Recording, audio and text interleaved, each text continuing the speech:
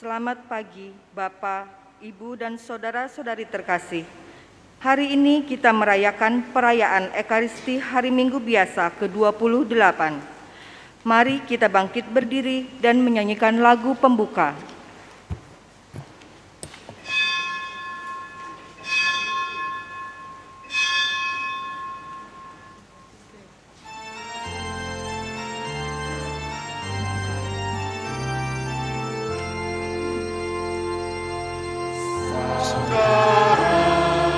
Mari semua hadaplah Allah Tuhan kita.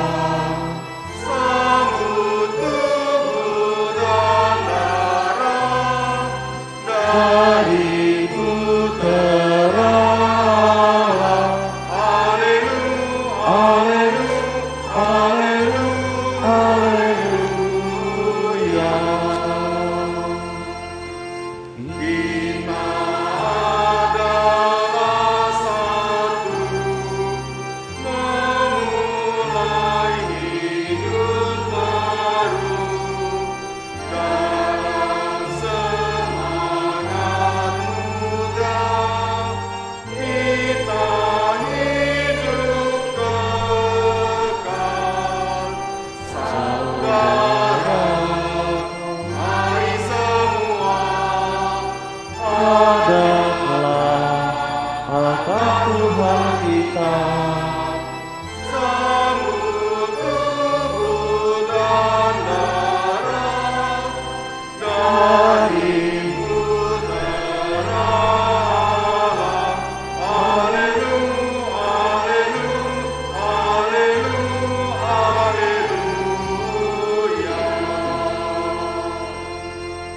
Perintah Yesus yang baru, cintailah sesamamu dalam suka dan duka untuk selamanya. Saudara, mari semua hadaplah altar Tuhan kita.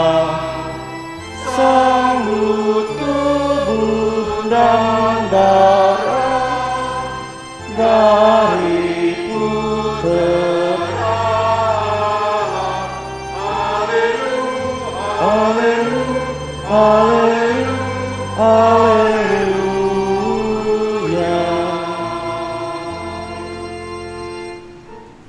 Dalam nama Bapa dan Putra dan Roh Kudus.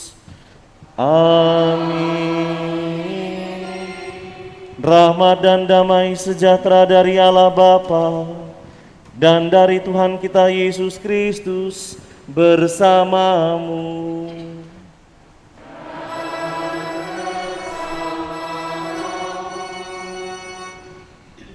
Umat Allah yang terkasih, Tuhan Yesus mengajak setiap muridnya untuk mampu mengungkapkan cinta dengan memberi. Sebagaimana Allah juga senantiasa memberi kasih-Nya tanpa kecuali kepada manusia, kita sebagai murid-murid Tuhan Yesus juga diajak untuk belajar seperti Allah yang terus mau berbagi dalam kehidupan. Karena inilah tanda bahwa kita benar-benar mengenal Kristus. Dia yang telah memberikan seluruh hidupnya bagi keselamatan manusia, Dia juga yang berharap agar orang yang percaya kepadanya dan setia mengikutinya juga berbuat hal yang sama. Marilah kita mempersiapkan perayaan ini agar kita juga disadarkan bahwa kita hidup untuk berbuat, dan dengan berbuat kita akan hidup. Mari hening sejenak, kita berlutut di hadapan Allah, memeriksa diri kita, menyadari semua kerapuhan kita.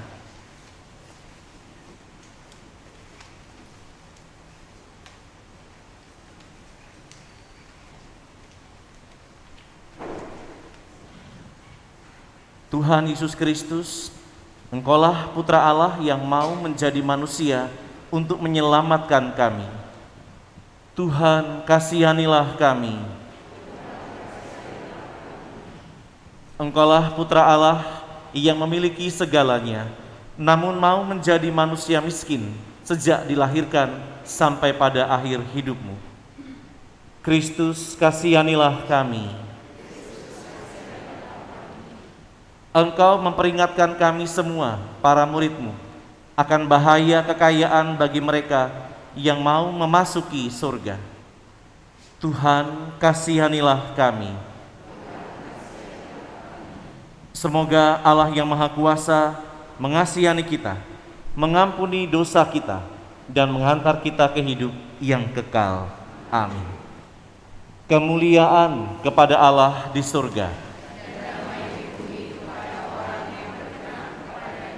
Kami memuji Dikau. Kami menyembah Dikau. Kami bersyukur kepadamu karena kemuliaan-Mu yang besar.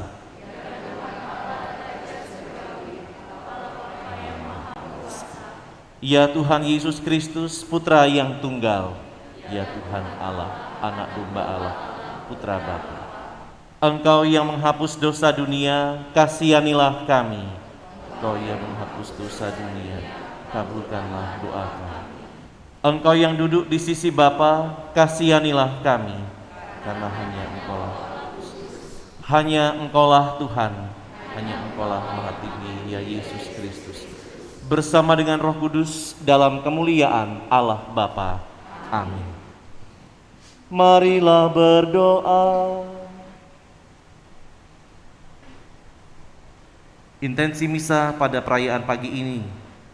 Yang pertama, ungkapan syukur, permohonan dari keluarga Bapak Poniman yang bersyukur atas ulang tahun anak mereka, Margareta Aditya Hedi Rosari. Mohon berkat dan belas kasih Allah untuk dikabulkannya keinginan, harapan dan cita-citanya, serta diberikan kekuatan dan kesehatan. Yang kedua, permohonan dari istri, anak, menantu dan cucu yang bersyukur atas ulang tahun Bapak Paulus Yusdi Japri yang ke-70 tanggal 8 Oktober lalu. Semoga selalu diberikan kesehatan, perlindungan dan bimbingan Tuhan.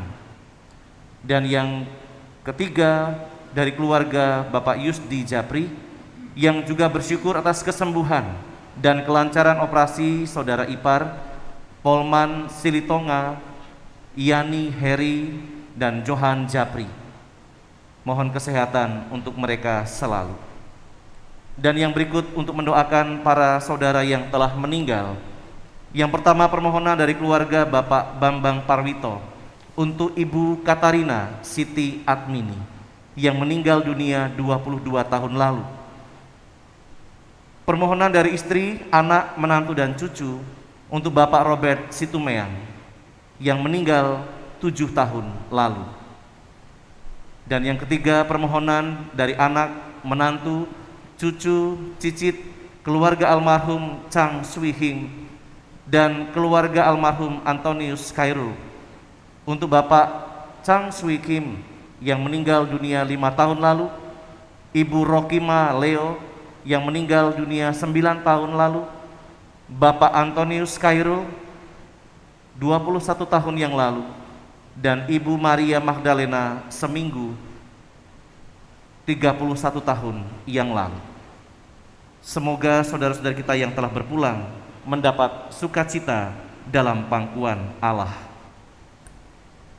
Dan kita juga mohonkan rahmat untuk Bapak Uskup Agung kita yang nanti sore akan dilantik menjadi Uskup Agung.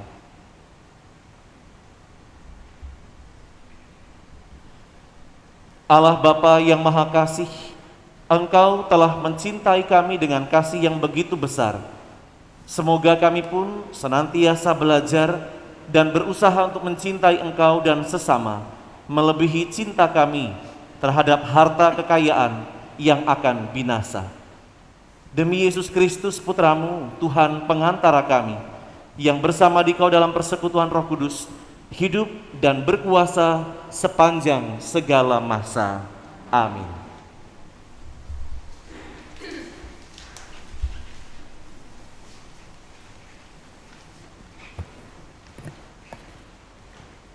Dibandingkan dengan roh kebijaksanaan, kekayaan kuanggap bukan apa-apa.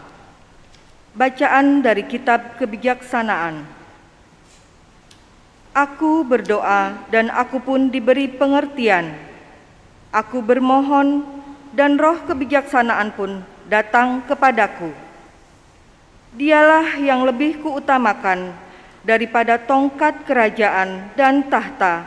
Dibandingkan dengannya, kekayaan kuanggap bukan apa-apa. Permata yang tak terhingga nilainya tidak kusamakan dengan dia. Sebab segala emas di bumi hanya pasir saja di hadapannya, dan perak dianggap lumpur belaka di sampingnya. Kebijaksanaan kukasihi lebih daripada kesehatan dan keelokan rupa, dan aku lebih suka memiliki dia daripada cahaya, sebab gemilaunya tidak kunjung henti. Namun demikian, besertanya datang pula kepadaku segala harta milik dan kekayaan yang tak permanai ada di tangannya. Demikianlah sabda Tuhan. Syukur kepada Allah.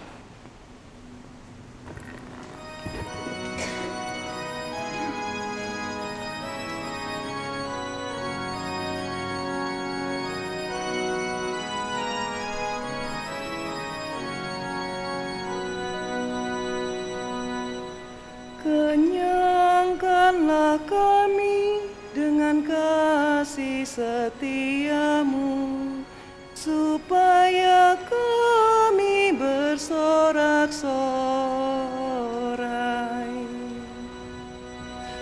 Kenyangkanlah kami dengan kasih setiamu, supaya kami bersorak-sorai.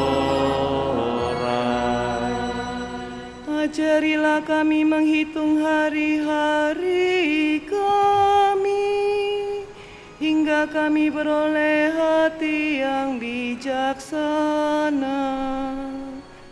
Kembalilah ya Tuhan, berapa lama lagi, dan sayangilah hamba-hamba-Mu.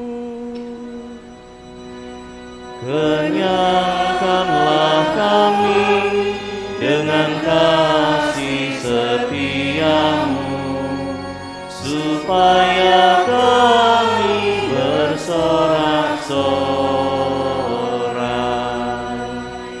Kenyangkanlah kami di waktu pagi dengan kasih setiamu, supaya kami bersorak-sorai dan bersuka cita sepanjang hayat. Buatlah sukacita kami seimbang dengan duka cita di masa lalu, seimbang dengan tahun-tahun kami mengalami celaka. Kenyangkanlah kami dengan kasih setiamu, supaya kami bersorak-sorai.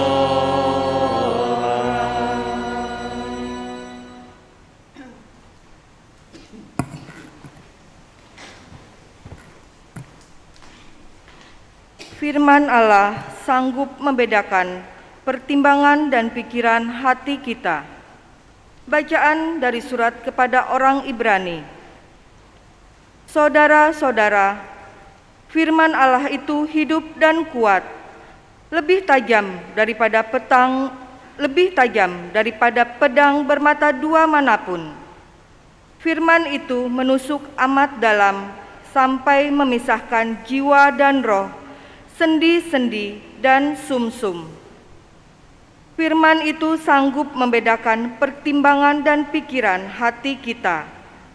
Tidak ada suatu makhluk pun yang tersembunyi di hadapannya, sebab segala sesuatu telanjang dan terbuka di depan mata Dia, yang kepadanya kita harus memberikan pertanggungjawaban.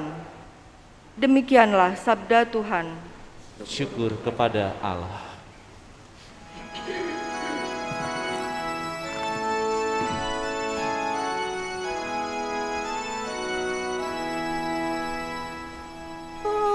Haleluya, haleluya.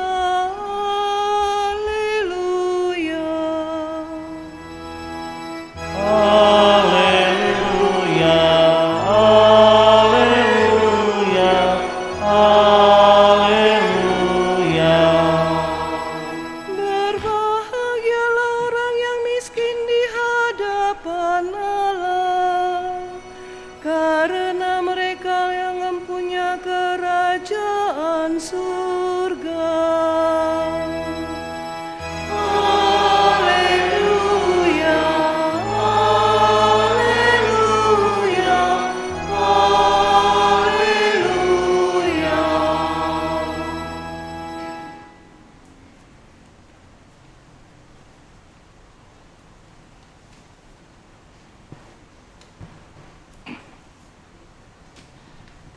Tuhan sertamu.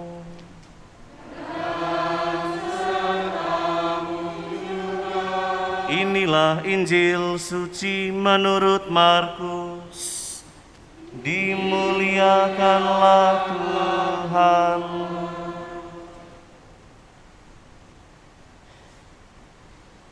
Pada suatu hari, Yesus berangkat meneruskan perjalanannya. Datanglah seseorang berlari-lari mendapatkan dia dan sambil berlutut di hadapannya, dia bertanya, "Guru yang baik, apa yang harus aku lakukan untuk memperoleh hidup yang kekal?" Jawab Yesus kepadanya, "Mengapa engkau katakan aku baik? Tak seorang pun yang baik selain Allah. Engkau tentu mengetahui perintah-perintah ini. Jangan membunuh, jangan berzina, jangan mencuri, jangan memberi kesaksian palsu, dan jangan menipu orang.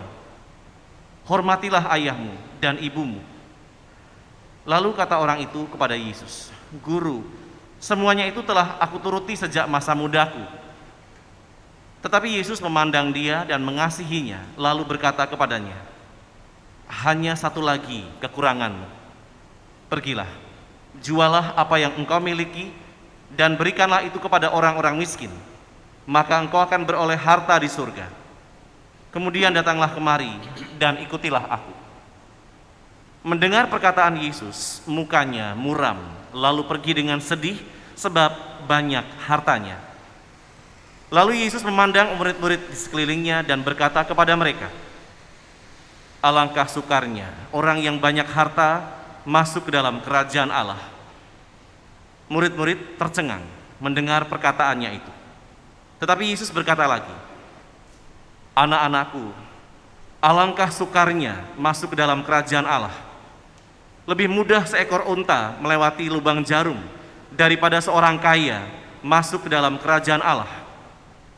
Para murid makin tercengang dan berkata satu sama lain, "Jika demikian, siapakah yang dapat diselamatkan?" Yesus memandang mereka dan berkata, "Bagi manusia hal itu tidak mungkin, tapi bukan demikian bagi Allah, sebab segala sesuatu mungkin bagi Allah." Lalu Petrus berkata kepada Yesus, "Kami telah meninggalkan segala sesuatu dan mengikuti Engkau." Yesus menjawab, "Sesungguhnya aku berkata kepadamu, setiap orang yang karena aku dan karena Injil meninggalkan rumah, saudaranya laki-laki, saudaranya perempuan, ibunya, bapaknya, anak-anaknya atau ladangnya pada zaman ini juga, ia akan menerima kembali 100 kali lipat. Rumah, saudara laki-laki, saudara perempuan, ibu, anak-anak dan ladang, sekalipun disertai berbagai penganiayaan. Dan di zaman yang akan datang, ia akan menerima hidup yang kekal."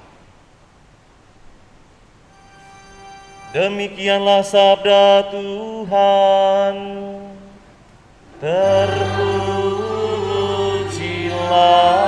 Kristus.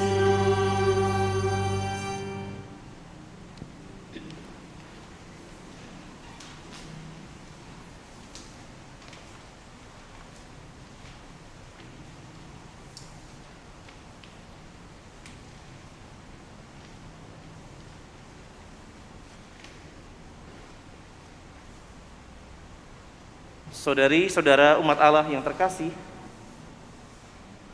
banyak kisah yang pernah mungkin kita dengar, atau mungkin ada film yang pernah kita tonton yang berkaitan dengan kekuasaan Nazi Jerman. Salah satu cerita yang saya dengar adalah ketika pada zaman Nazi Jerman itu berkuasa, tentu banyak orang Yahudi yang menjadi korbannya.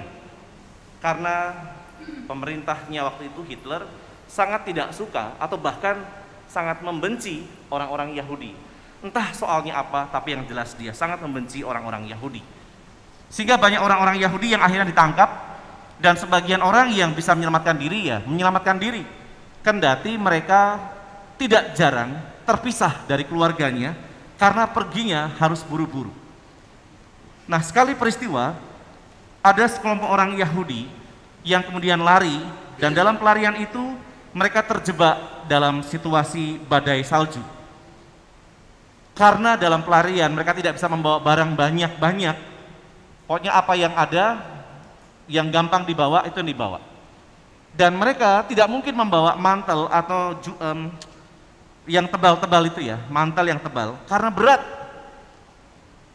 Mereka tidak memperhitungkan soal cuaca dingin, dan akibatnya mereka terjebak pada badai salju yang membuat mereka menjadi ketakutan. Dalam kisah itu, ketika mereka mulai khawatir, ada seseorang yang melihat seorang tua yang sudah susah, kemudian dalam keadaan menggigil, dia menghampiri orang tua itu. Dia tidak mengenal siapa orang tua itu, tetapi hatinya tergerak untuk datang dan memberikan bantuan kepada orang tua tadi. Kemudian orang ini menggosok-gosokkan tangannya kepada tangan si orang tua itu dengan harapan ada kehangatan. Sambil berbicara dan terus berbicara dalam keadaan menggigil, orang tadi pokoknya terus menghangatkan orang tua tadi. Singkat kisah, dalam situasi kedinginan itu akhirnya mereka berpelukan tanpa ada perasaan malu, karena situasi saat itu betul-betul sangat dingin. Akhirnya mereka pun tertidur dalam kondisi berpelukan tadi. Ada begitu banyak orang sekitarnya yang kemudian juga tertidur. Ketika pagi menjelang, mereka mendapati dalam keadaan masih suasana dingin, mereka berusaha bangun. Tapi apa yang terjadi? Orang-orang yang ada di sekitarnya mati dalam keadaan kedinginan. Sedangkan mereka berdua bisa hidup. Mengapa? Ternyata karena mereka berdua mau berbagi kehangatan yang membuat mereka bisa bertahan dalam cuaca dingin itu. Ini sebuah kisah yang saya dengar. Saudara-saudara terkasih, meskipun orang-orang Yahudi tadi tidak saling kenal, tapi mereka sadar bahwa kehadirannya itu bisa membawa keselamatan tanpa disadari, dan itu mereka buat dan menjadi buah karena mereka mau membuka diri satu sama yang lain. Dalam bacaan hari ini, khususnya Injil, saya ingin menawarkan permenungan, karena kalimat yang muncul dalam ungkapan-ungkapan Tuhan Yesus hari ini mungkin terasa biasa, tapi bagi orang-orang yang mendengarkan sungguh mungkin akan merasa tergelitik atau terpukul. Karena tadi diwakili oleh seorang yang mempunyai harta yang begitu banyak dalam kehidupannya. Dia sendiri ingin mengatakan, guru, apa yang harus aku perbuat supaya memperoleh hidup yang kekal? Hidup yang kekal, bukan yang hidup ya, tapi hidup yang kekal. Tuhan menunjukkan beberapa alternatif, dan dengan bangganya dia mengatakan, itu sudah aku turuti, sudah aku buat sejak masa mudaku, apalagi yang masih kurang? Dan Tuhan tahu, maka dia menunjukkan dengan sangat jelas satu yang kurang. Jualah seluruh milikmu, bagikan kepada orang-orang miskin, dan ikutlah aku. Bukannya mendapatkan penghiburan, tapi justru orang tadi mendapatkan kekecewaan. Ya bagaimana mungkin hanya orang bodoh yang menjual seluruh hartanya lalu ikut dengan Yesus kemana-mana. Harta yang dia perjuangkan atau harta yang ia dapat sebagai warisan kemudian dijual dan kemudian diberikan kepada orang miskin. Orang Jawa bilang eman-eman, bodoh menjual seperti itu. Tetapi itulah yang Tuhan Yesus katakan, sehingga orang tadi pergi dengan keadaan kecewa. Padahal dia bertanya, apa yang harus aku lakukan supaya memperoleh hidup yang kekal? Dan Tuhan menunjukkan, jualah semuanya. Ternyata orang itu tidak bisa melakukannya. Dan ketika orang tadi sudah pergi, Tuhan Yesus mengatakan kepada para muridnya, betapa sukarnya ya orang kaya masuk dalam kerajaan surga. Para murid mulai bingung, berarti orang kaya nggak bisa masuk surga. Tuhan mengulangi apa yang dia katakan, alangkah sukarnya ya orang yang beruang masuk dalam kerajaan surga. Lebih mudah seekor unta masuk dalam lubang jarum. Padahal kalau secara manusiawi tidak mungkin unta yang tinggi masuk dalam lubang jarum yang segini. Kita masukin benang saja sudah susah payah. Harus kayak, apalagi saya ya, sekarang sudah mulai harus begini. Kalau mau menjahit pakaian saya yang robek itu. Apalagi unta yang sebesar itu masuk dalam lubang jarum. Para murid bingung. Tapi Tuhan mengatakan apa yang mustahil bagi manusia tidak mustahil bagi Allah. Saudara-saudari, mengapa Tuhan Yesus mengatakan lebih mudah seekor unta masuk dalam lubang jarum? Sebenarnya ini kiasan. Dalam bahasa Yunani, sebelum ini akhirnya diputuskan oleh para ahli bahasa dan ahli kitab suci, ada kata yang muncul di situ, yaitu kamelos dan kamilos. Camel, itu artinya onta. Sedangkan kamilos itu artinya tambang kapal. Hanya perbedaan satu huruf, kamelos dan kamilos. Tetapi ternyata artinya sangat berbeda. Tapi saya tidak mau mengajak berbicara soal bahasa Yunani, saya juga bukan ahlinya, hanya saya membaca ada kata kamelos dan kamilos. Dan para ahli kitab suci dan ahli bahasa lebih membahas soal kamelos, bukan kamilos. Maka diterjemahkan dalam bahasa Indonesia, lebih mudah seekor onta masuk dalam lubang jarum daripada orang kaya. Dan ini membuat gempar para murid. Ya kalau gitu menjadi orang kaya itu tidak bakal bisa bahagia. Tapi tunggu dulu, kita lihat penjelasan gereja berikut. Lubang jarum, pertama-tama bukan soal jarum yang biasa para ibu atau saya pakai untuk menjahit, bukan. Lubang jarum yang dikenal oleh para penafsir kitab suci itu seperti gerbang yang ada di benteng Yerusalem. Ada pintu besar, tapi juga ada pintu kecil. Nah, pintu yang kecil itulah yang bentuknya seperti lubang jarum karena bentuknya melingkar. Dan yang bisa masuk ke situ ya tentu saja orang yang merundukkan diri supaya bisa masuk. Onta yang tinggi juga bisa masuk kok, asalkan dia tidak membawa beban yang diberikan oleh tuannya kepada tubuhnya. Dan memang ketika nanti mau masuk dalam, onta harus merunduk, bebannya dilepaskan dulu, dia masuk, kemudian nanti baru diikatkan lagi. Onta saja mau melepaskan beban. Coba bayangkan kalau seandainya si onta itu bisa berbicara, kita lepaskan bebannya, nggak mau gitu. Bayangkan bagaimana onta yang membawa beban itu bisa masuk kalau dia tidak mau melepaskan bebannya. Lu, ya jelaslah pasti maulah Romo.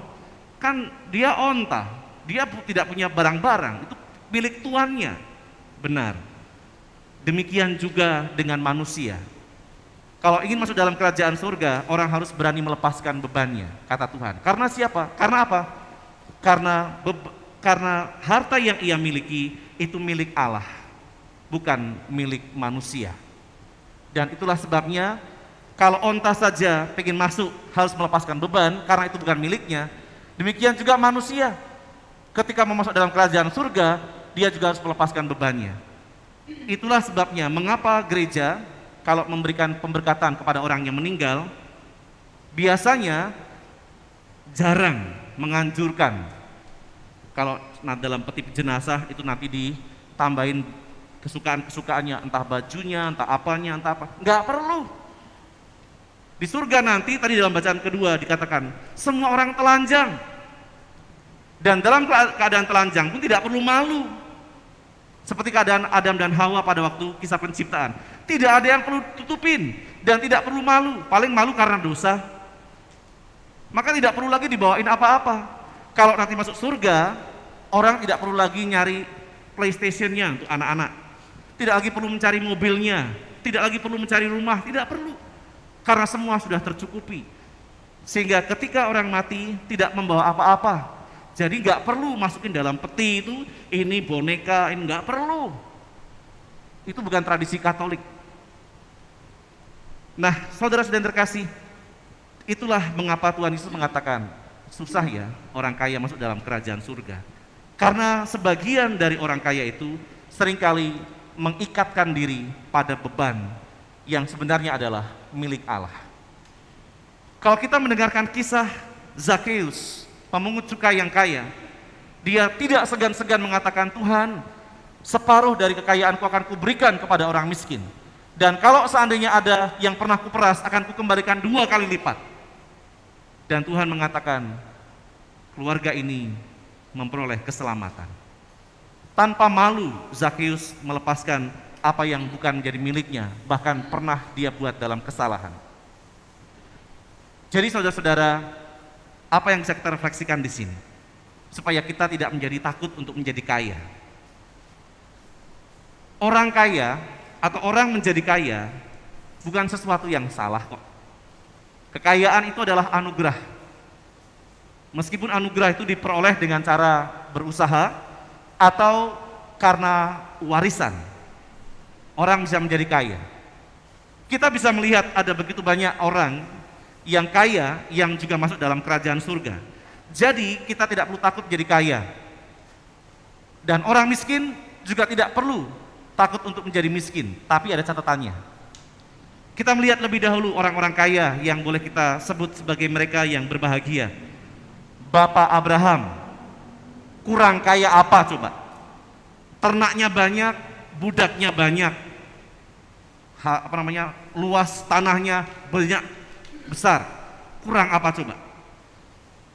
Yang kedua, Raja Daud dan Salomo.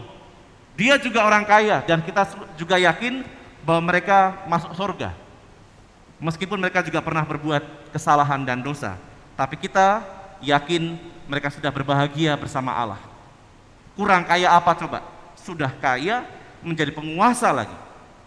Kemudian para santo-santa, kita bisa menyebut salah satu contoh saja. Santa Elizabeth Hongaria. Dia adalah orang kaya, tetapi dengan diam-diam seringkali memberikan bantuan kepada orang-orang miskin tanpa sepengetahuan suaminya. Karena suaminya itu selalu saudara suaminya itu selalu nyinyir. Maka dia hati-hati ketika memberikan bantuan kepada orang miskin. Sampai satu saat Santa Elizabeth dipergoki suaminya yang sudah mendapat hasutan dari saudaranya itu, bahwa istrinya itu menghambur-hamburkan kekayaan untuk membantu orang miskin. Ketika kepergok, ditanya, kamu bawa apa? Sebenarnya setiap hari dia membawa roti kepada orang-orang miskin. Tetapi karena dia kepergok, maka dia mengatakan, enggak kok yang ini cuma bawa bunga mawar, bilang gitu. Bohong, buka. Enggak benar ini, bohong, buka. Ketika dibuka, roti yang tadi dia bawa berubah menjadi bunga mawar. Dan saat itulah suaminya makin sayang bahwa Elizabeth bukanlah pembohong. Ternyata Tuhan memberikan berkatnya sehingga roti yang tadi dibawa berubah menjadi mawar. Itu Santa Elizabeth. Atau juga mungkin kita melihat Santo Fransiskus Assisi, orang kaya yang melepaskan semuanya demi mencari kerajaan Allah. Jadi saudara-saudara, tidak perlu menjadi takut menjadi kaya. Tetapi sekali lagi juga ada catatannya. Yang perlu disadari adalah bagaimana anugerah itu digunakan untuk kebaikan. Atau anugerah itu hanya dipakai untuk sendiri saja. Kalau seandainya kekayaan yang kita miliki kita pakai untuk kebaikan, membantu sesama, bukan hanya untuk kepentingan diri saja, bayar pemerintah, nyogok pemerintah supaya usaha berhasil, itu lain cerita. Tetapi kebaikan yang kita buat untuk membantu sesama, maka itu akan diperhitungkan. Sehingga dalam bacaan hari ini menjadi jelas, orang tidak lagi perlu khawatir menjadi kaya. Asalkan apa yang ia terima sebagai anugerah dari Allah dengan usaha yang ia buat juga diperuntukkan bagi kesejahteraan orang lain. kita bisa melihat beberapa contoh bagaimana anugerah itu perlu dipertanggungjawabkan. Kisah pertama yang Tuhan Yesus bisa tampilkan adalah kisah orang kaya yang bodoh, yang menimbun harta bagi dirinya sendiri. Dalam bacaan Injil itu dikatakan si orang kaya ini berbicara bukan kepada keluarganya, tapi pada dirinya sendiri. Jiwaku, kamu tahu kan kita banyak harta? Sudahlah, sekarang kita tenang-tenang saja, leha-leha saja, nikmati semuanya. Dia ngomong dengan dirinya sendiri. Dan bahkan dia membuat gudang yang lebih besar untuk menampung harta-hartanya. Dan malam itu juga Tuhan mengatakan, hei orang bodoh, malam ini juga kucabut nyawamu. Untuk siapa hartanya? Tidak ada, karena tidak pernah dipersembahkan. Itu yang pertama. Yang kedua, kisah perumpamaan tentang pohon ara di dalam kebun anggur. Kebun anggur berbuah banyak, tapi pohon ara tidak berbuah. Maka si pemilik mengatakan, tebang pohon ini. Jangan Tuan, mungkin saat ini sekarang dia belum berbuah. Tunggu deh setahun lagi. Biar aku perbaiki, siapa tahu nanti tahun depan berbuah. Ya sudah, tapi awas ya, nanti kalau setahun tidak berbuah, potong saja. Iya Tuan. Pohon anggur saja berbuah, pohon ara tidak berbuah, maka siap untuk ditebang. Itu gambaran manusia yang juga tidak berbuah dalam kehidupan. Atau pohon ara yang lain yang dikutuk oleh Tuhan Yesus. Ketika Tuhan Yesus ingin pergi ke Yerusalem, dia melihat ada pohon ara, nah dia pikir ada buahnya. Mau dicari, loh kok nggak ada? Kemudian Tuhan Yesus agak jengkel, kalau begitu jangan sekali-kali muncul buah pada dirimu. Dan para murid mendengar, dan keesokan harinya ketika melintas tempat itu lagi, para murid melihat memang pohon itu sudah layu dan kemudian mati. Hanya dalam waktu 1 hari diucapkan jangan berbuah lagi, malah mati. Itu artinya orang yang tidak berbuah dalam kehidupan akan mendapat situasi akibat pilihannya sendiri.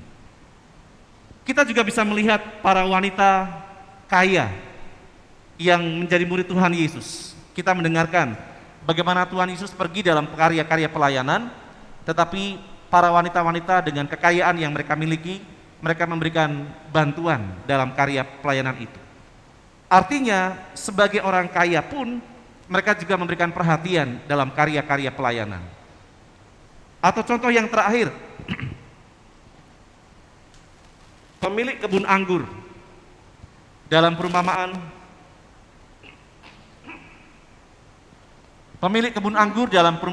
tentang pekerja-pekerja yang dicari. Kita ingat ada pekerja yang diambil pukul 6 pagi, yang pukul 9, 12, 3, dan pukul 5. Semua mendapat upah yang sama. Harusnya kalau mau adil, tidak boleh sama. Karena yang bekerja 1 jam, itu pasti pekerjaannya lebih pendek. Harusnya tidak adil. Tetapi dengan kekayaan yang dimiliki oleh sang tuan kebun anggur, dia memberikan lebih kepada yang 1 jam itu. Mengapa? Karena dia tahu bahwa yang 1 jam ini pasti lebih membutuhkan. Maka kekayaan yang dia pakai dipergunakan untuk berbelas kasih kepada orang yang miskin tadi. Meskipun dia mendapat kecaman dari pekerja yang pertama. Saudara-saudari yang terkasih, neraka atau surga bukan soal kaya atau miskin. Maka tidak perlu takut sekali lagi menjadi orang miskin atau menjadi orang kaya. Bukan itu yang akan dicari. Tetapi yang perlu kita ingat adalah neraka atau surga adalah soal buah hidup tiap pribadi. Buah hidup tiap pribadi. Orang yang lahir dari keluarga miskin bukan salahnya, tapi mati dalam keadaan miskin karena kemalasannya, inilah kebodohan. Orang yang lahir dari keluarga miskin, dia tidak bersalah. Tapi mati dalam kemiskinan karena kebodohan dan kemalasannya, maka dia menjadi orang yang bodoh. Orang yang lahir dari keluarga yang kaya, dia pun tidak salah. Tetapi menjadi salah kalau dalam kekayaannya dia tidak berbuat apapun untuk membantu orang lain. Orang yang kaya, orang yang miskin, tidak ada persoalan. Yang menjadi persoalan adalah bagaimana dia mengungkapkan hidupnya dalam pemberian kepada orang. Meskipun dia miskin, sama seperti orang Yahudi tadi ya, tidak punya apa-apa, tapi memberikan kehangatan kepada orang tua tadi, maka dia adalah orang yang bijaksana. Orang yang kaya yang mempergunakan apa yang Tuhan titipkan dalam hidup mereka kepada orang-orang yang tidak mampu, mereka pun adalah orang-orang yang bijaksana. Saudara-saudari yang terkasih, Tuhan memberikan kepada kita anugerah yang berbeda supaya kita menjadi saluran berkat bagi sesama. Sama seperti Allah juga selalu memberikan yang manusia butuhkan, maka kita pun diajak menjadi saluran-saluran atau talang-talang kasih Allah. Mumpung kita masih diberikan kesempatan untuk kehidupan, mari menyadari jangan sampai kita jatuh seperti orang tadi yang bertanya, aku pengen masuk surga, lalu apa yang harus aku buat? Dan ketika Tuhan mengatakan ini, lalu kita menjadi kecewa. Hidup adalah sebuah kesempatan untuk kita menunjukkan kasih Allah kepada sesama. Dan orang yang mengasihi sesama, artinya dia mengasihi Allah. Saya akan mengakhiri lagu dengan sebuah lagu yang tentu sudah sangat dikenal. Hidup ini adalah kesempatan.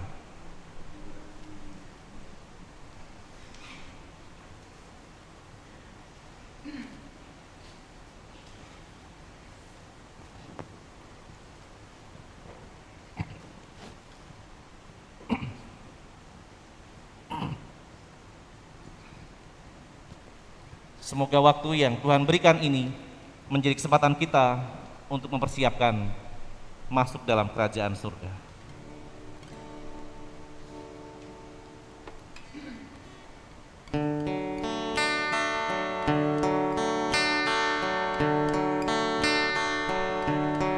Hidup ini adalah kesempatan. Hidup ini untuk melayani Tuhan. Jangan sia-siakan waktu yang Tuhan beri. Hidup ini hanya sementara.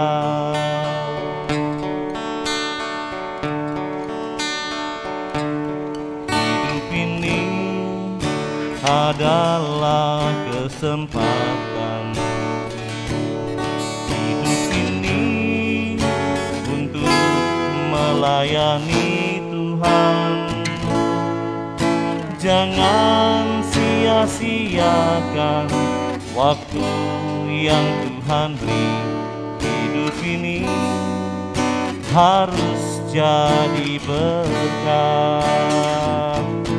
Oh Tuhan, pakailah hidupku selagi aku masih kuat. Bila saatnya nanti ku tak berdaya lagi, hidup ini sudah jadi berkat. Oh Tuhan, pakailah hidupku selagi aku masih kuat. Bila saatnya nanti ku tak berdaya lagi, hidup ini sudah jadi berkat. Bila saatnya nanti ku tak berdaya lagi, hidup ini sudah jadi berkat.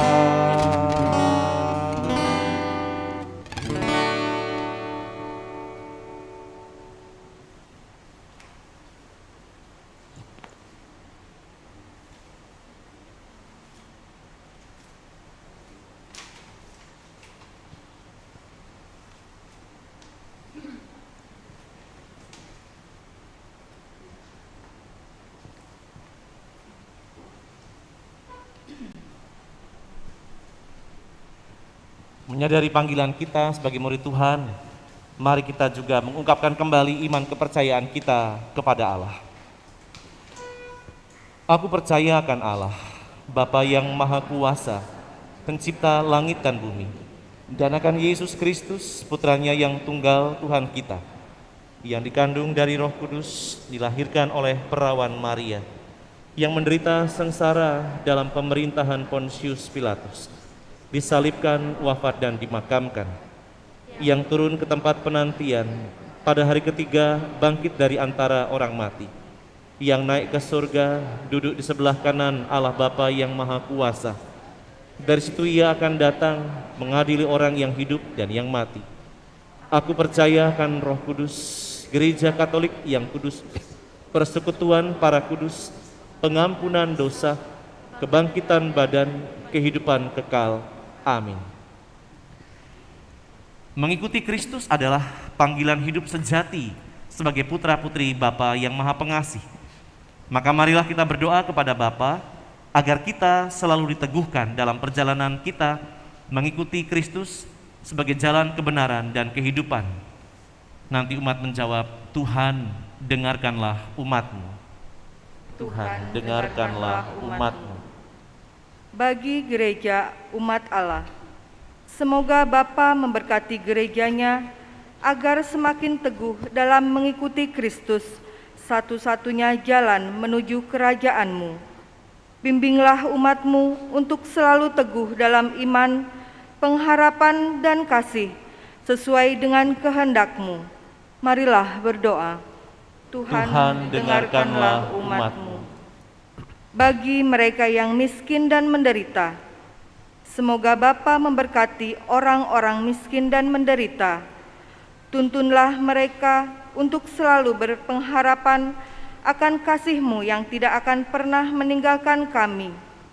Semoga rasa syukur kami atas segala sesuatu yang sudah kami terima mendorong kami untuk memberi cinta kasih, kemerdekaan, dan perdamaian kepada mereka yang miskin dan menderita.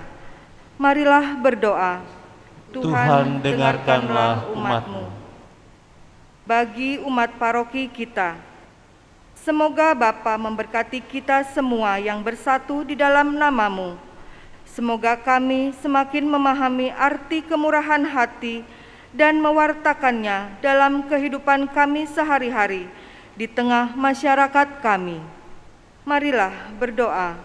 Tuhan, dengarkanlah umat-Mu. Kami juga bersyukur bersama keluarga Bapak Poniman untuk Margareta Aditya Heidi Rosari yang berulang tahun. Juga bersama dengan keluarga Bapak Paulus Yusdi Japri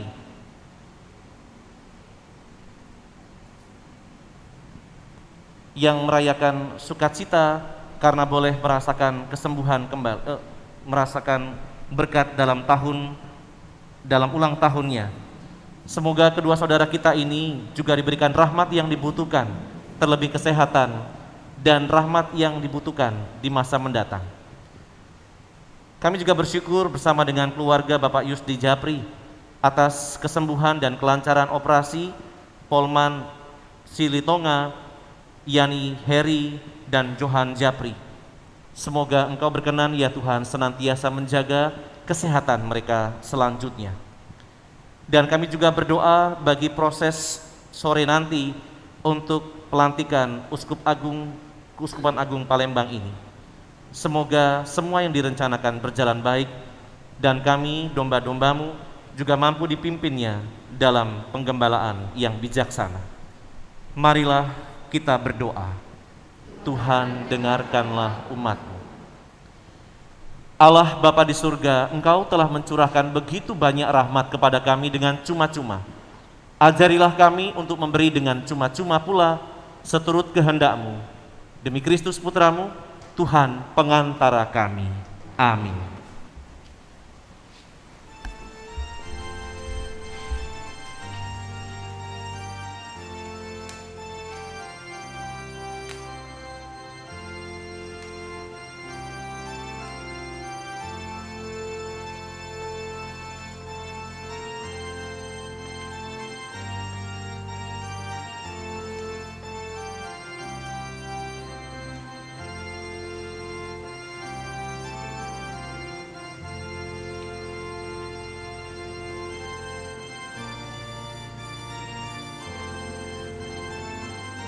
Terpujilah Engkau Tuhan Allah semesta alam, sebab dari kemurahan-Mu kami menerima roti yang kami persembahkan ini.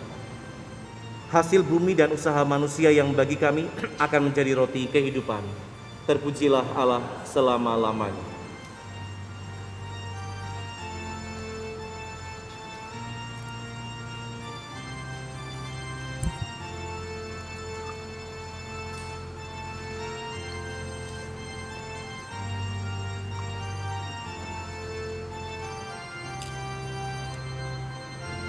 Terpujilah Engkau Tuhan Allah semesta alam, sebab dari kemurahan-Mu kami menerima anggur yang kami persembahkan kepadamu, hasil pokok anggur dan usaha manusia yang bagi kami akan menjadi minuman rohani.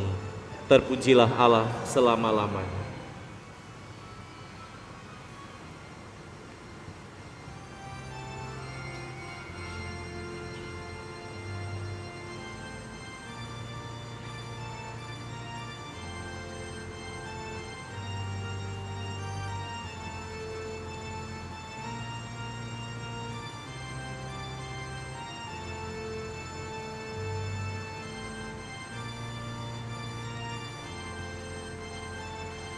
Saudari-saudara terkasih, berdoalah supaya persembahanku dan persembahanmu berkenan kepada Allah Bapa yang Maha Kuasa.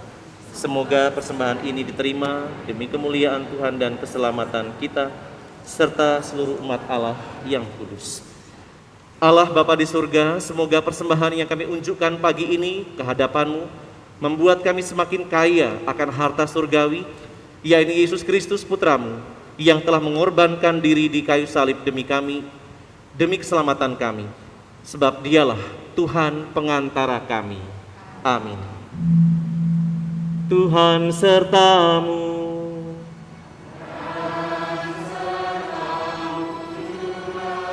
Marilah mengarahkan hati kepada Tuhan.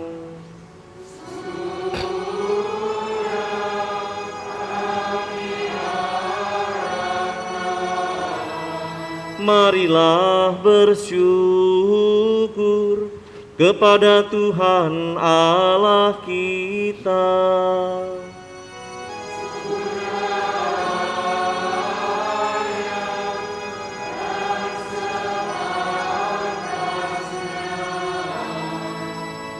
Sungguh pantas dan benar, layak dan menyelamatkan, bahwa kami selalu dan dimanapun bersyukur kepadamu, Tuhan Bapa yang kudus, Allah yang maha kuasa dan kekal. Sebab Engkau begitu mengasihi dunia dengan belas kasih-Mu, sehingga Engkau mengutus seorang penebus bagi kami. Engkau menghendaki agar Dia serupa dengan kami dalam segala hal, kecuali dalam hal dosa. Karena Engkau mencintai kami, sama seperti Engkau mengasihi Putra-Mu. Oleh ketaatannya kami dipulihkan untuk menerima anugerah-Mu yang sudah kami hilangkan karena dosa ketidaktaatan.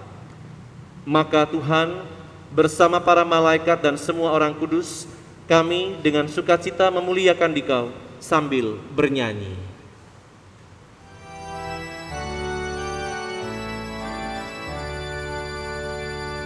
Kudus, kudus, kudus Tuhan, Allah segala kuasa.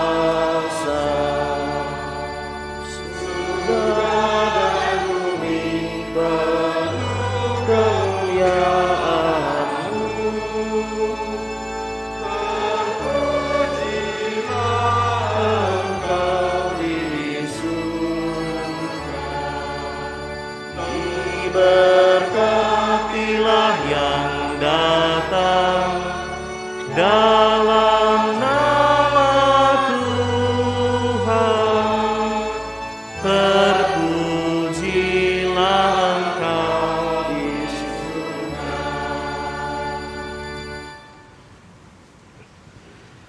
Sungguh kuduslah Engkau Tuhan, sumber segala kekudusan, maka kami mohon, kuduskanlah persembahan ini dengan pencurahan Roh-Mu, agar bagi kami menjadi tubuh dan darah Tuhan kami Yesus Kristus. Ketika Dia diserahkan untuk menanggung sengsara dengan rela, Dia mengambil roti, dan sambil mengucap syukur Dia memecah-mecahkan, lalu memberikannya kepada murid-muridnya seraya berkata, "Terimalah dan makanlah kamu semua. Inilah tubuhku yang diserahkan bagimu.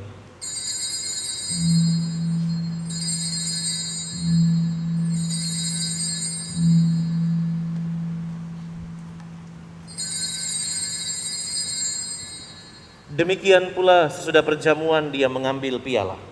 Sekali lagi dia mengucap syukur kepadamu, memberikannya kepada murid-muridnya seraya berkata, "Terimalah dan minumlah kamu semua.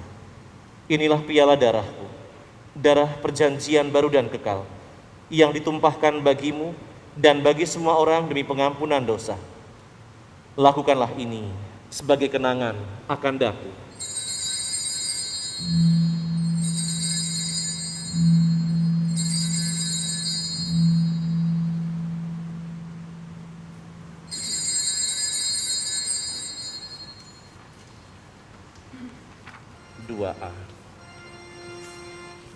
Marilah mewartakan misteri iman kita.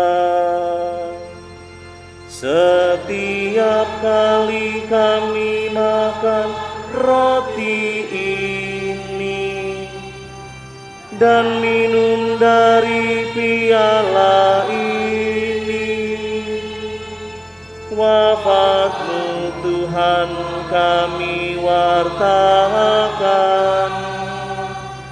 hingga Engkau datang.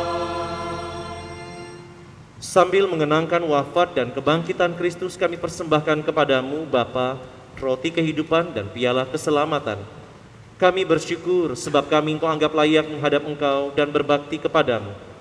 Dan kami mohon semoga kami yang menerima tubuh dan darah Kristus dihimpun menjadi satu umat oleh Roh Kudus.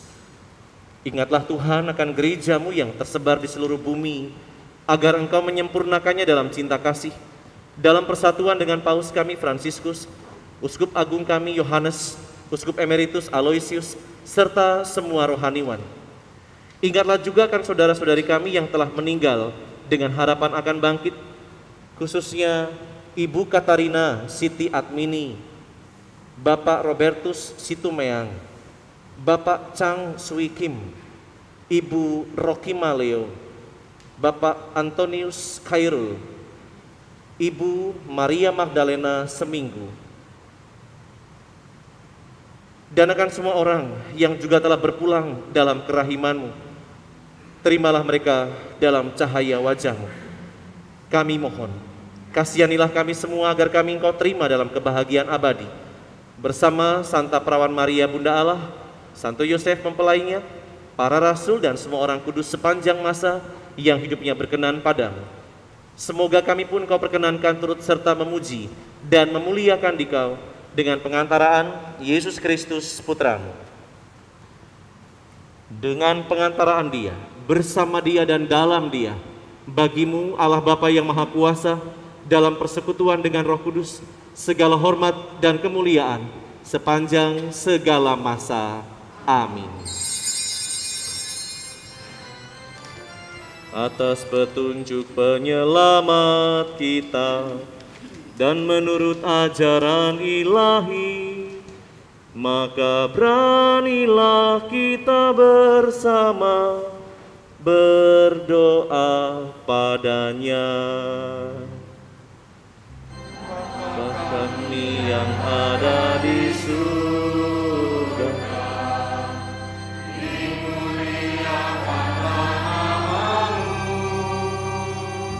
datanglah kerajaan-Mu, jadilah kehendak-Mu di atas bumi seperti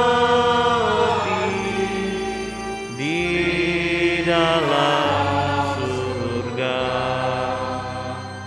Berilah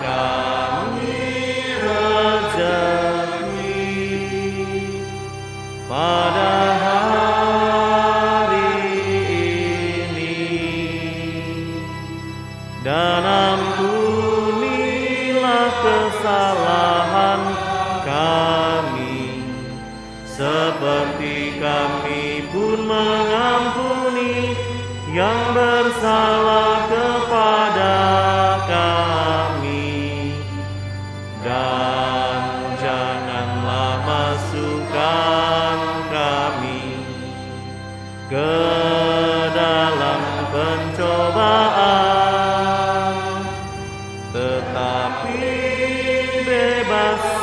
Selamatkanlah kami dari yang jahat.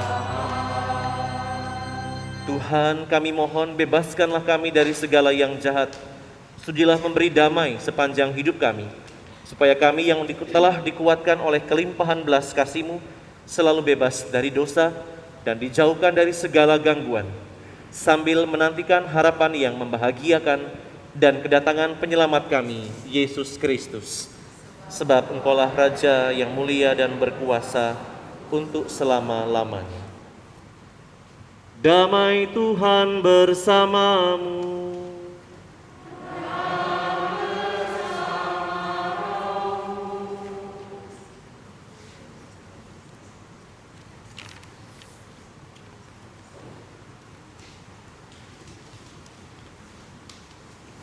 Anak domba Allah yang menghapus dosa dunia, kasihanilah kami. Anak domba Allah yang menghapus dosa dunia, kasihanilah kami. Anak domba Allah yang menghapus dosa dunia, berilah kami damai.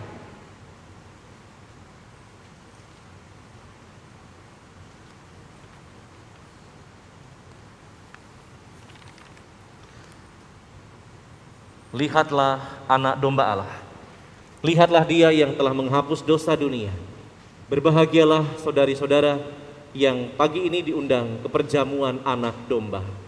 Tuhan, saya tidak pantas Engkau datang kepada saya, tetapi bersabdalah saja, maka saya akan sembuh.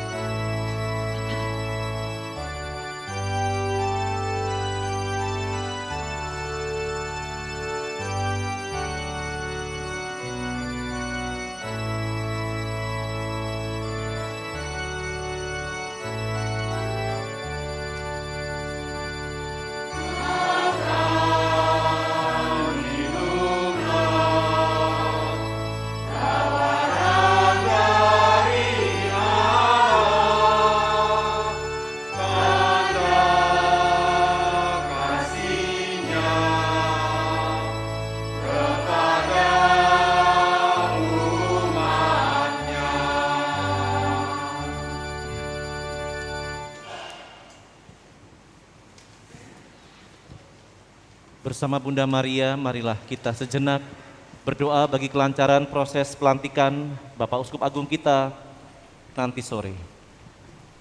Salam Putri Allah Bapa, salam Maria penuh rahmat Tuhan sertamu. Terpujilah engkau di antara wanita, dan terpujilah buah tubuhmu Yesus. Santa Maria, Bunda Allah, doakanlah kami yang berdosa ini, sekarang dan waktu kami mati. Amin.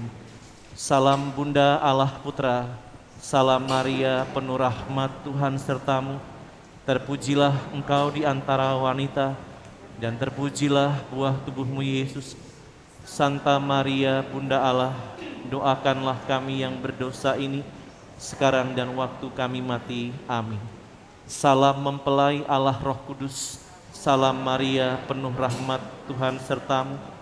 Terpujilah engkau di antara wanita, dan terpujilah buah tubuhmu Yesus. Santa Maria, Bunda Allah, doakanlah kami yang berdosa ini, sekarang dan waktu kami mati. Amin. Marilah berdoa. Allah yang penuh kasih, kami bersyukur atas kekayaan rohani yang telah kami terima dalam tubuh Kristus Putramu. Jadikanlah kami putra-putrimu yang saling memperkaya satu sama lain dalam iman, harapan, dan cinta kasih, sehingga kami pun layak menerima anugerah keselamatan abadi yang telah Kau janjikan. Demi Kristus Putramu, Tuhan pengantara kami. Amin.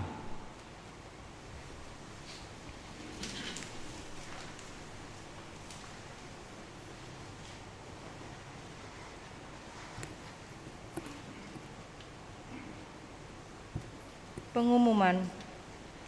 1. Petugas liturgi dalam minggu ini. A.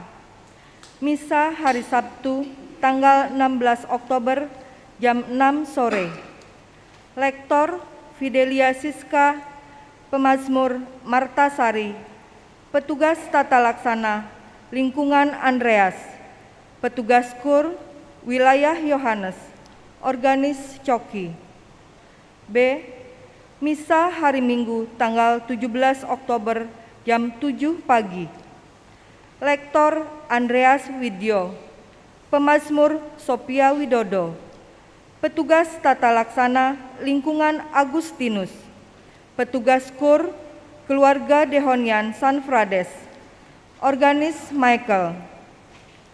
2. DPP menjadwalkan penerimaan vaksin kedua pada hari Jumat tanggal 15 Oktober mulai jam 7 pagi sampai jam 3 sore di Plaza Gereja. Umat di Paroki San Frades diharapkan dapat memanfaatkan kegiatan ini. 3. Misa penerimaan sakramen Krisma akan diselenggarakan pada tanggal 24 Oktober jam 9 pagi. 4. Beberapa sekolah sudah mulai menerima pendaftaran peserta didik baru untuk tahun ajaran 2022-2023 melalui jalur PMK dan jalur tes. Pendaftaran dilakukan secara offline dan online untuk sekolah TK, SD, SMP Saverius 3 Sungai Buah, TK SD Saverius 1, SMP Saverius 1, SMP Saverius 6 Lapangan Hatta, SMA Saverius 1 Bangau, SMA Saverius 3 Atmo, SMA Saverius 4 Bangau, dan juga SMK Saverius Kenten. Informasi lebih lengkap dapat dilihat di spanduk dan papan pengumuman. Saudara-saudari yang terkasih, untuk misa tatap muka, umat yang hadir diminta untuk memperhatikan dan menjalankan protokol kesehatan yang ditentukan, yaitu memakai masker selama di gereja, mencuci tangan, menjaga jarak dan menjauhi kerumunan, serta membawa hand sanitizer pribadi. Untuk anak usia di bawah 12 tahun belum diizinkan untuk hadir. Selamat menikmati waktu yang berkualitas bersama keluarga. Selamat pagi. Ibu, Bapak, saudari dan saudara terkasih, terima kasih atas kesediaannya untuk hadir dalam perayaan tatap muka ini, kendati kita tetap masih berproses dalam masa pandemi. Dan terima kasih kepada semua yang sudah terlibat dalam perayaan ini, khususnya yang selalu membantu kita dalam perayaan. Hari ini yang bertugas adalah dari Tata Laksana Lingkungan Yohanes Pemandi. Terima kasih. Mungkin nanti ke depan saya akan mengevaluasi bersama dengan tim liturgi tentang tata laksana ini. Kemudian yang bertugas lektor dan pemazmur, prodiakon, terima kasih, adik-adik mesinar, tugas multimedia yang selalu membantu kita menampilkan bacaan supaya juga membantu menyimak, dan untuk yang bertugas kur dari kelompok Kerahiman Ilahi Sanfrades, terima kasih yang ada di atas sana, dan juga organisnya 2 orang. Ibu, Bapak, saudara-saudari, ada beberapa hal yang ingin saya sampaikan sebagai penambahan, pengumuman, dan mungkin penekanan beberapa hal. Yang pertama berkaitan dengan rencana ke depan tentang pergantian pelayan-pelayan gereja Tuhan. DPP sudah menyampaikan kepada lingkungan-lingkungan untuk mengirimkan wakil-wakilnya untuk akan dibentuk dalam tim formatur, yakni tim yang akan mempersiapkan proses pemilihan baik untuk pleno, inti, juga harian, dan bagaimana pelaksanaannya mendatang tentang proses pelantikan itu. Maka terima kasih kepada semua lingkungan yang sudah mengirimkan saudara-saudara terbaiknya untuk menjadi bagian dari proses tim formatur. Nanti yang berikutnya akan kami godok bersama dengan DPH, dan kemudian akan bicarakan bagaimana proses selanjutnya supaya pelayan-pelayan gereja Tuhan tetap selalu ada. Karena Tuhan tetap membutuhkan kita yang sudah dikaruniai. Semua orang sudah dikaruniai karena baptisan. Itu yang pertama. Yang kedua berkaitan dengan penerimaan sakramen Krisma. Awalnya sakramen Krisma akan diterimakan bulan November.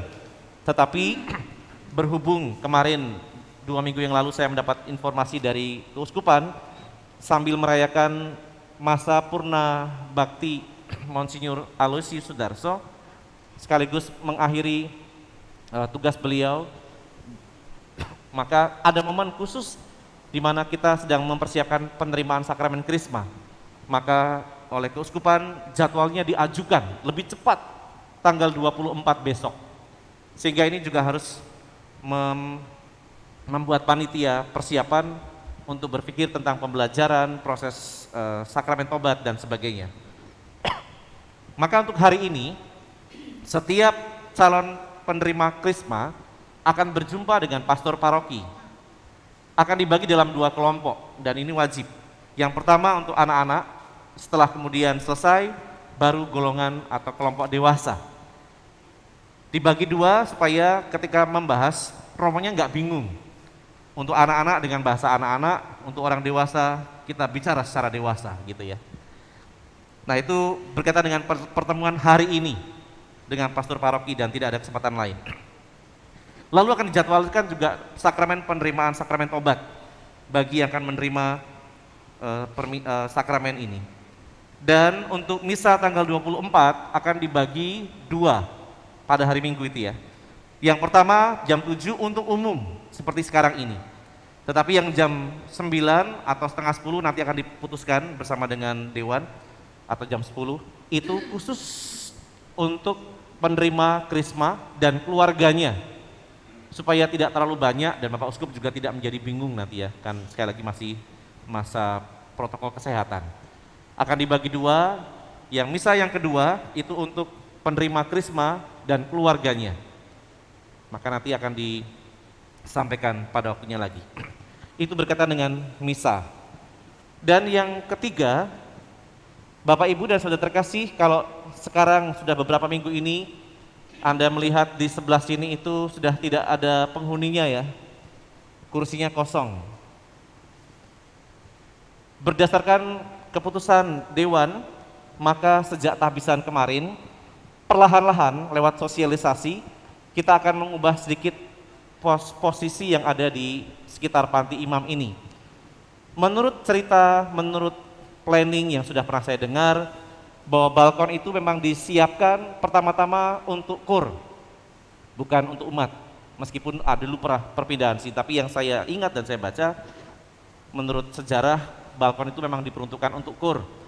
Dan memang sudah disusun sedemikian rupa dengan tatanan supaya suara itu bisa bergema baik, kemudian ada daya resonansi yang cukup sehingga mikrofon itu bisa menangkap dan bisa disebarkan ke seluruh gereja.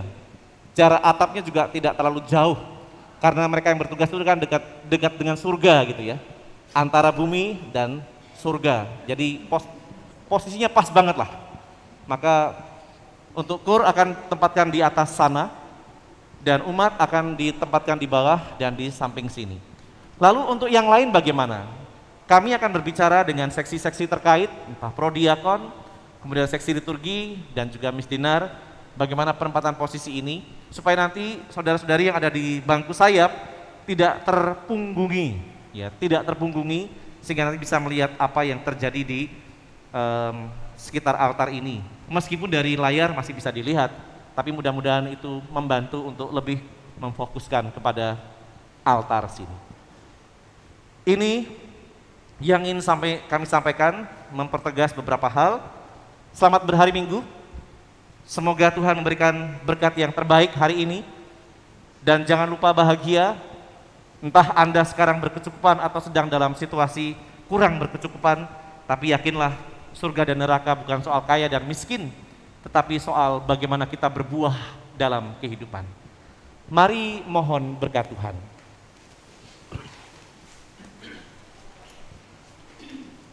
Tuhan sertamu.